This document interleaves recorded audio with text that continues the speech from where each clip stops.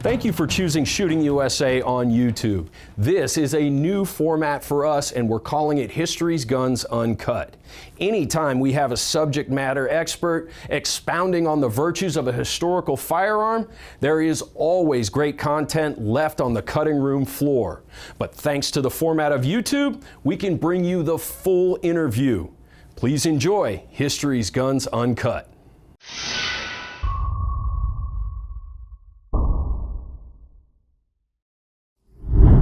So here we have an M240. This is the current military, both Marine Corps and Army, medium machine gun, 7.62 NATO. The Army version, interesting, kind of an interesting difference between them, has the extra heat shield. The Marines decided they didn't need that. So that's one way to tell a quick difference. So the 240, as we know it now, started life as an FN Mag 58, which was adopted by other countries in 1958. It was in 7.62 NATO. The Army trials for a medium machine gun where the Mag 58 was submitted actually lost to the M60. And then later, the 240 was adopted as a coaxial gun with some of the armored vehicles. Now with the coaxial gun, you do not have a buttstock, and it's fired with a solenoid. So the gun would sit outside the turret, coaxial to the main gun on the tank or the Bradley fighting vehicle or whatever it was, and this was designed to sit to engage man targets versus armor targets. Then it grew into an actual infantry weapon and was adopted as the M240. There's lots of versions, the 240, the 240 B, C, D. There's the aerial gun. The aerial gun, of course, does away with an entire pistol grip. It has basically a short grip and a trigger, but it has spade grips back here, and it was a helicopter door gun. And the spade grips just worked a rod that would then pull this trigger. There was no buttstock. They had the egress kit. So if the aircraft or tank or whatever was disabled, they could pop the gun off the vehicle, add their buttstock, and be able to take this on foot to be able to fight their way and escape the crash.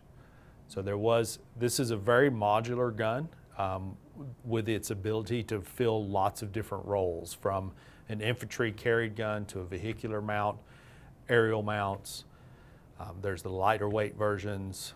It's been an extremely reliable gun and has been able to fill a lot of different roles for a medium machine gun. So the Mag 58 and the 240 has a deployable bipod. These rings allow it to mount in a cradle to where it could be on a ship's deck mount. It can fit a ground tripod, a vehicular pintle mount. It allows this to be mounted and operated in lots of different roles. It makes it a very flexible machine gun to be able to take anywhere, really. It ejects out the bottom. It feeds in from the left in this configuration, which is the most common, but in some cases where there was dual mounts, you would convert it and have one feeding from the right and one feeding from the left, so your ammunition can't stay on the outside. The casings come out the bottom, the links come out the opposite side of the feed chute. The way the bolt locks up into this receiver to the barrel, it doesn't have a barrel extension like an AR-15 or something like that. The barrel goes into the receiver and the bolt locks into the receiver. It's a toggle action. It's basically a Browning BAR operating system flipped upside down, because the BAR, of course, was a magazine fed from the bottom, and when you belt fed, you feed in from the top.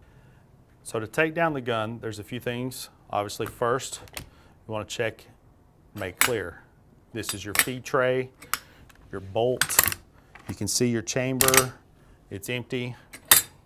You can close this. Then the buttstock lifts off. There's a trigger underneath that releases the catch. The spring you push forward. That's your recoil spring for the operating rod. And then here is your bolt and operating rod assembly. And this is your toggle action. This is your gas piston, long stroke gas piston system. This slot is actually where your empty casing will eject straight through, coming out the bottom of the gun. So when this comes back, it's in the unlock position right now, comes back forward, strips your round, chambers, and then when it hits your chamber, this pushes down and locks. Your locking bolt is right here in the receiver. It's a lug. It's a lug that's right about here. My finger represents the locking lug that's inside the receiver. So as the gun moves forward, or the operating rod moves forward, it strips around, chambers, and then as soon as it gets chambered, you see the toggle drops down in front of my finger, and that locks it to the receiver, and now the firing pin right there is protruded, firing the cartridge and immediately cycling it back out. And it'll eject out this slot in the operating rod. So this is unlocked, and then bam, locked. And then at the last few thousandths of a stroke there is where it's fired. So it's unlocked, cycle, lock, and then fire. This setup strips the cartridges from the top and ejects out the bottom. The Browning BAR had a box-fed magazine that would have stripped cartridges out the bottom and then ejected it out the side. The Browning BAR, of course, would have been like this. After World War II, America saw the MG42 and its quick change barrel assembly and how that was superior for long periods of sustained fire. Now the M60 that was adopted later had a quick change barrel, and the M240 does also. There's a release lever here. This is your carry handle. There's a release lever you push, then you twist up and you pop it off. And then every 200 rounds, supposedly, which is about a belt, you would put a new barrel on. And that prevents you from destroying your barrel, and you keep them rotated every 200 rounds and letting the hot one cool while you start with a fresh barrel. You get this too hot, your gas system could start to fail, your barrel itself, the rifling will start to just wear out, so you're going to have a loss of accuracy, your barrel metal will start moving and bend the barrel. Basically, you don't want it to get hot. It can withstand heat more than you can touch, but if it starts glowing red, it's too late. So you want to swap these out. The Army manual says every 200 rounds of sustained fire. So every time you change your ammo can, you change your barrel. It's a matter of seconds. You would pick up the next barrel, drop it on, lock it in place, load your next belt, and you're ready to go. It's a lot easier when it's mounted on a tripod. You don't have to deal with it moving, but yeah, it's a very, very easy process. So I was fortunate enough to get to tour the FN factory where the 240 is being made. What's interesting about it from a manufacturing perspective is the gun was designed in 1958 when it was first adopted. Essentially, it's still that gun. It's only the addition of options that's kind of giving it the modern version. It's steel side plates with riveted top and bottom and rails, just like the 1919, the Vickers, the Modus. That technology's been around since World War I. So the manufacturing method for making these is still the same manufacturing method that they used 100 years ago. Now, a lot of it has been updated with CNC machinery and whatnot. They still have drill presses, drilling holes for rivets, and there's even a gas tube alignment jig where they literally beat it against a table if it's crooked to straighten it up. It's quite humorous to see, but very effective. It's still steel side plates or titanium side plates in the case of some of the newer versions of the M240, but on the steel ones, the inside is actually hard chrome plated. So it has an extremely hard surface, so the wearability is very high. It will last a very long time.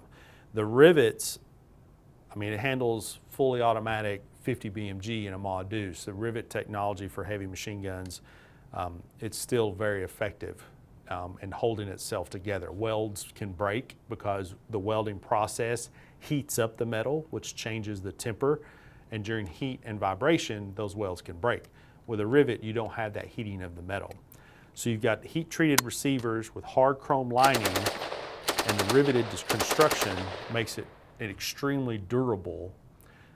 The other thing about it, using the heavy steel pieces, is it gives a place for heat to go. So during long periods of fire, that's why your barrels are heavy. The more mass in steel, the more heat can soak up. So if you have an extremely light machine gun and you try to do a long string of fire, that light weight, that gun is going to get hot faster and then lead to failure faster potentially. Something like the 240, where you have a heavy trunnion, heavy steel side plates, and heavy barrel, it gives it a place for that heat to go. It pulls it away from the hot spot and sends it over the gun. Now the whole gun gets hot, but it can take the heat and keep running. Soldiers love this gun. It's extremely reliable, even though it's heavy. A lot of firepower, very effective, and extremely reliable.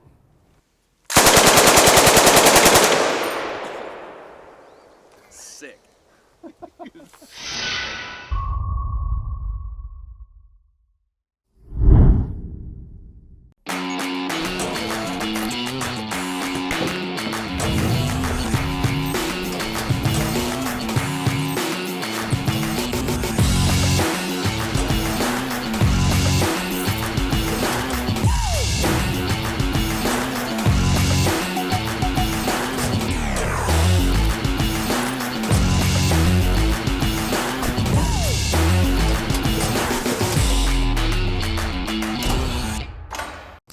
Thanks again for tuning into the Shooting USA YouTube channel. We hope you enjoyed the content.